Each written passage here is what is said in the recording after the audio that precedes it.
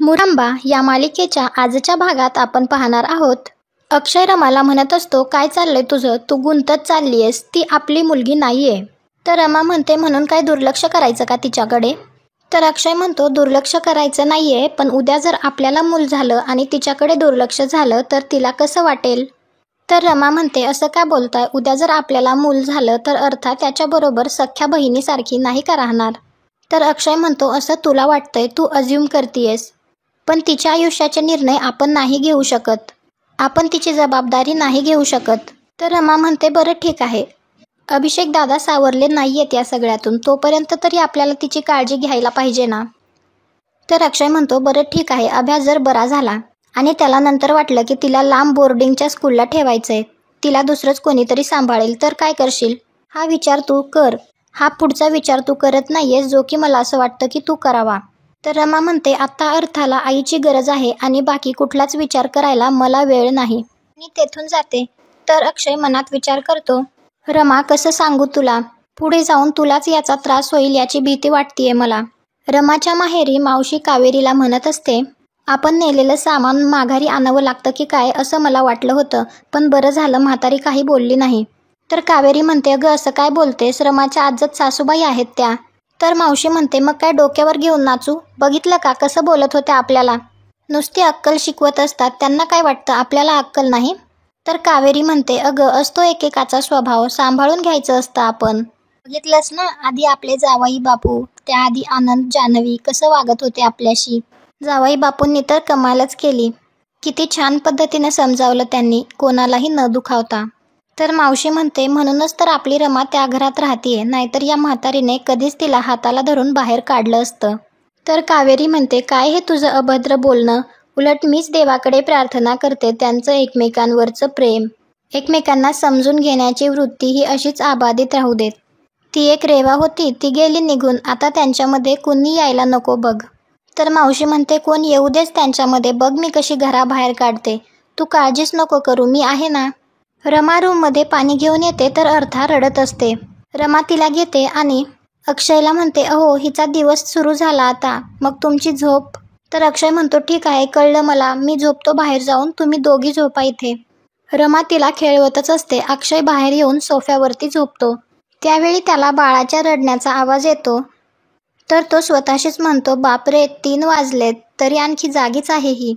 रमा मात्र बाळाला खेळवतच असते, त्यामुळे पहाटेचा तिला डोळा लागतो. सगळे नाश्त्यासाठी बसलेले असतात. तर शशिकांत म्हणतो, कुठे आहे ती रमा, ती काय बाळाला सांभाळते म्हणजे आता घरातल्यांनी उपाशी राहायचं का. तर आई अक्षयला विचारते, कुठे आहे रमा, सुमन सुद्धा आज उशिरा येणार आहे असं तिने कळवलं. तर अक्षय म्हणतो, रमा झोपलीये, म्हणजे मी 6 वाजता उठलो ना तेव्हा झोपलीये ती. तर आई म्हणते, अर्थाचा सांभाळ करता करता तिची खूप दगदग होतीये. तर आई आजी म्हणते, कोणी सांगितलं होतं अंगावर नाही ती जबाबदारी घ्यायला, तिला सवय लागलीये नको त्या गोष्टीत सारखं पुढे पुढे करायची. तर काका म्हणतो, तसं नाही आई, ज्याने जबाबदारी घ्यायला पाहिजे बाळाची तो घेत नाहीये, आणि तिने बिचारीने जबाबदारी घेतली तर सगळे तुम्ही तिलाच बोलताय, अभिषेकला पण बोलायला पाहिजे ना कोणीतरी. तर शशिकांत त्याला म्हणतो, आता तू अभिला आया बनायला लाव. तर अक्षय म्हणतो, का पुरुष बाळाला सांभाळू शकत नाही तसा कुठे नियम आहे का, दोघांची पण इक्वल जबाबदारी असते. तर आई आजी म्हणते, बरोबर आहे अक्षय तुझं, पण आता आरती नाहीये म्हणूनच मी बेबी सिटरचा पर्याय शोधला होता ना. तर अक्षय म्हणतो, पण ती बेबी सिटर कशी निघाली, तिने काय प्रताप केले हे वेगळं सांगायला हवं का. तर काका म्हणतो, त्यापेक्षा मी काय म्हणतो, आपण अभिषेकशी बोलून बघूया ना, नुसतं बोलून काही फायदा होणार नाहीये, चांगलं खडसावावं लागेल त्याला. तर शशिकांत म्हणतो, तू खडसावणार. तर काका म्हणतो, का, माझा मुलगा आहे तो, मी हे करू शकतो. तर शशिकांत म्हणतो, मग प्रयत्न कर. तर काका म्हणतो, दुसरा पर्याय आहे का काही. तर शशिकांत त्याच्यावरच ओरडतो आणि म्हणतो, सध्या खायचं काय त्याचं बोल, भूक लागली आहे इकडे, नाहीतर बाहेरून मागवूया का. मला तर वाटतं बाहेरूनच मागवावं लागेल, कारण ज्या घरात नाश्ता मिळत नाही तिथे जेवण काय मिळणार. उद्यापासनं बाहेरूनच मागवू सगळं, यांना काढू दे झोपा. तर अक्षय म्हणतो, एवढाच त्रास होत असेल तर मग तुम्ही जाऊन करा, किचनमध्ये जाऊन करा तुम्ही. तर शशिकांत अक्षयला म्हणतो, तू नाही शिकवायचं मला. तर आई आजी म्हणते, पुरे झाला आता, डायनिंग टेबलवरती वादावादी नकोय मला. आणि रमाला आवाज देते, मात्र रमा झोपलेली असते. तर आई म्हणते, मी जाऊन बघून येते रमा काय करतीये ते. तर अक्षय म्हणतो, आई तू बस, मी आत्ताच सांगितलं ना रमा झोपली येते, तिची खूप दगदग होतीये, बिचारी कुठे कुठे मरमर करेल. तर आई आजी म्हणते मरमर करायचा प्रश्न नाहीये अक्षय, आम्ही काय मुलांना मोठं केलं नाही का? मी तर बिझनेस सुद्धा सांभाळत होते, तरी सुद्धा सगळ्यांचं सगळं केलं. कोणी होतं का माझ्या मदतीला? नाही ना, तरीही सगळं केलं. तर शशिकांत म्हणतो जाऊ दे गाई, मला तर सगळी नाटकं वाटतात यांची. बाळाच्या नावाखाली झोपा काढत राहायचं. आता बघ ना, तू आम्हाला सांभाळत होतीस ना, प्लस बिझनेस पण सांभाळत होतीस. ही काय करते? घरीच आहे ना, फक्त झोपा काढते. तर काका म्हणतो कसं आहे शशिकांत मुकादम, सगळ्यांनाच सगळ्या गोष्टी जमतात असं नाही, जमायला पाहिजेत असंही नाही. प्रत्येक झाड वेगळं असतं आणि त्याचं संगोपन करण्याची पद्धत सुद्धा वेगळीच असते. तर शशिकांत म्हणतो बोलले, चालतं बोलतं कृषी विद्यापीठ बोललं. तर आई आजी म्हणते आता ना हे अतिच झालेलं आहे, मी बघतेच रमाकडे. आई आजी रूममध्ये येऊन रमाला उठवते आणि तिला म्हणते काही भान आहे की नाही, बघ किती वाजलेत. सगळे खोळंबलेत नाश्त्यासाठी आणि तू झोपलेली. तुला सांगितलं होतं बाळाची जबाबदारी घेऊ नकोस, तेव्हा ऐकलं नाहीस. आणि आता बाळाच्या जबाबदारीचं कारण सांगून तू जर घरच्या कामात टाळाटाळ केलीस ना, तर खपवून घेणार नाही मी ते. तर रमा म्हणते नाही नाही आई आजी, असं काही नाहीये. आणि ती पटकन उठून जायला लागते. तर आई आजी म्हणते आता नको करूस एवढी नाटकं. तुला जर जमत नव्हतं तर सांगायचं ना जमत नाहीये म्हणून. सीमा होती, जान्हवी होती, मयुरी होती, आम्ही केलं असतं ना काहीतरी. तर अक्षय म्हणतो आजी जरा ऐकून तरी घे. तर आई आजी म्हणते आला, लगेच काही बोललं नाही तर आला बायकोची पडती बाजू सांभाळून घ्यायला. नेहमीच आहे तुझं हे अक्षय, दर खेपेला बायकोच्या चुकांवर पांघरून घालायचं नसतं. तर अक्षय म्हणतो आजी परिस्थिती समजून घे ना जरा. तर आई आजी म्हणते समजून घेतलीही असती जर तिने आधी सांगितलं असतं तर. आपण आधीच काहीतरी करून घेतलं असतं ना. तुझ्या ऑफिसमध्ये जर तुला न सांगता कोणी गैरहजर राहिलं तर तुझी पंचायत होणारच ना. पण जर सांगून रजा घेतली तर तुला काम करणं सोपं जातं की नाही? तसंच आहे हे. तर रमा म्हणते सॉरी आई आजी, माझं चुकलं, मी मान्य करते. मी आत्ता लगेच नाश्ता तयार करते. तर आई आजी म्हणते रमा असं इतक्या पटकन 2 मिनिटात काहीच होत नसतं, राहू देत. मी ऑर्डर करणार आहे बाहेरून, तू आवरून घे, अगदी सावकाश आरामात आवरून घे. फक्त एक विचार कर आणि ठरव, बाळाची जबाबदारी अशा रीतीने घेणार आहेस का तू? त्यावेळी शशिकांत तेथे येतो आणि म्हणतो स्पष्ट दिसतंय की रमाला ही जबाबदारी पेलवत नाहीये. तर अक्षय म्हणतो तुम्ही जबाबदारीबद्दल नाही बोललात तर बरं होईल, नका ना उगाच मला तोंड उघडायला लावू. तर आई आजी म्हणते अक्षय वडील आहेत ते तुझे. तर अक्षय म्हणतो हो माहिती आहे, म्हणून तर जरा रिस्पेक्टनी बोलतोय. तर शशिकांत म्हणतो नकोय मला तुझा रिस्पेक्ट, गरज नाहीये तुझ्या रिस्पेक्टची. त्यापेक्षा रिस्पेक्ट द्यायला ना तुझ्या बायकोला शिकव रमाला.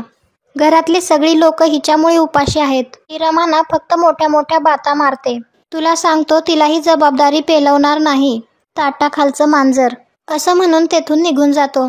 तर आई आजी म्हणते बघा आता ठरवा तुमचं तुम्ही काय ते, आणि तेथून निघून जाते.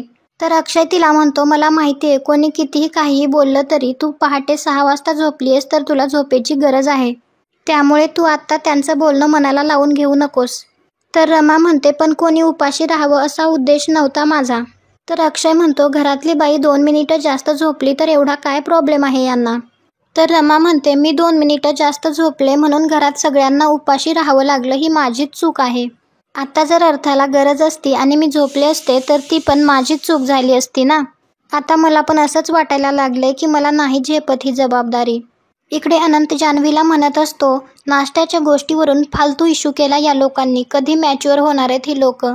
तर जान्हवीचं मात्र लक्ष नसतं. तर अनंत तिला म्हणतो कुठे हरवलीयस? आजकाल मी बघतोय तुझे मूड स्विंग्स खूप लवकर होत आहेत. बोल ना माझ्याशी, काय होतंय नक्की, कसलं टेन्शन घेतलंयस तू? तर जान्हवी म्हणते बेबी मला खूप भीती वाटतेय रे, जे काही आरतीच्या बाबतीत घडलं ते माझ्या बाबतीत घडलं तर. तर अनंत म्हणतो वेडी आहेस का जानू, काही काय विचार करतेस? तर जान्हवी म्हणते हो पण मला भीती वाटतीये तर वाटतीये ना. तर अनंत म्हणतो पण आरती बरोबर जे घडलं ते सगळ्यांबरोबर घडेल असं थोडीच आहे. तर जान्हवी म्हणते पण तरीही मला एन्झायटी आलेली आहे, काय करू मी आता? तर अनंत म्हणतो आय कॅन अंडरस्टँड, आपण दोघे मिळून यावरती सोल्युशन काढू. तू स्मार्ट आहेस, आरामात ही सिच्युएशन टॅकल करू शकतेस. आणि प्रॅक्टिकली बघायला गेलं तर वेळ कधीच कोणाला सांगून येत नाही. तर जान्हवी म्हणते मग अशी वेळ जर माझ्यावर आली तर मला कसं वाचवायचं याचा विचार केलायस का तू? अनंत म्हणतो तुझ्याशी ना कसं बोलायचं तेच कळत नाही मला. तर जान्हवी म्हणते तसं नाही, पण मला कसं वाचवायचं याचा विचार केलायस का तू? नाही केला ना, म्हणजे मी वाचावं असं तुला वाटतच नाहीये. हेच खरं आहे. रात्री झोपलेला असताना अक्षयला जाग येते तर बाळाचा रडण्याचा आवाज येतो, त्यामुळे तो रूममध्ये जातो तर बाळ झोपत असतं. तर रमा म्हणते हळू बोला ना, अर्था उठेल, आत्ताच झोपलीये ती. तर अक्षय म्हणतो मग तू पण झोप ना. तर रमा म्हणते ती झोपू देईल असं वाटतं का तुम्हाला? जाम शहाणी झालीये ती. मी जरा झोपायला गेले की ती लगेच उठते, तिला कळतं बरोबर. आधी झोपवते मी तिला, मग मी झोपते. तर अक्षय म्हणतो तू झोप, मी आईला सांगतो हिला झोपवायला. तर रमा म्हणते ती दुसऱ्या कोणाकडे नाही राहणार, रडेल परत, 1.5 तास रडेल आणि मग नंतर झोपेल. वेळ होईल झोपायला तिला, त्यापेक्षा नकोच, मी झोपवते तिला, तुम्ही जा आणि झोपा. पहाटेचे 6 वाजलेले असतात. अक्षय रूममध्ये येतो तर रमा झोपलेली असते. तो तिला आवाज देऊन उठवतो आणि म्हणतो झोप थोडा वेळ. तर रमा म्हणते आता कुठे झोपू, उठून नाश्ता करायचा आहे, नाहीतर उपाशी राहतील सगळे. तर अक्षय म्हणतो तू 10 मिनिटे पड, मी स्वतः तुला 10 मिनिटांनी उठवतो. रमा काहीच ऐकत नसते. तर अक्षय तिला म्हणत असतो मी उठवतो तुला लगेच. तर रमा म्हणते नाही नको, हवं तर मी 30 सेकंद झोपते. तर अक्षय म्हणतो ठीक आहे, 30 सेकंद झोप. रमाला झोप लागते. आजचा भाग इथेच संपतो. पुढील भागात आपल्याला पाहायला मिळणार आहे. अक्षय सगळ्यांना नाश्ता वाढत असतो तर रमा तेथे येते आणि म्हणते हो तुम्ही कशाला? तर अक्षय म्हणतो मी केलं तर त्यात चुकलं काय? रमा आणि अक्षय काही वेगळे नाहीयेत. एखादी जबाबदारी जर रमाने उचलली तर दुसरी जबाबदारी नवरा म्हणून मी उचलेल. आणि रमा आई होणं ही खूप मोठी जबाबदारी आहे आणि मला खात्री आहे ती तू खूप छान पद्धतीने पेलशील. हा भाग तुम्हाला आवडला असेल तर व्हिडिओला लाईक करा. पुढे काय होईल हे पाहण्यासाठी चॅनलला सबस्क्राईब करा. भेटू उद्याच्या भागात.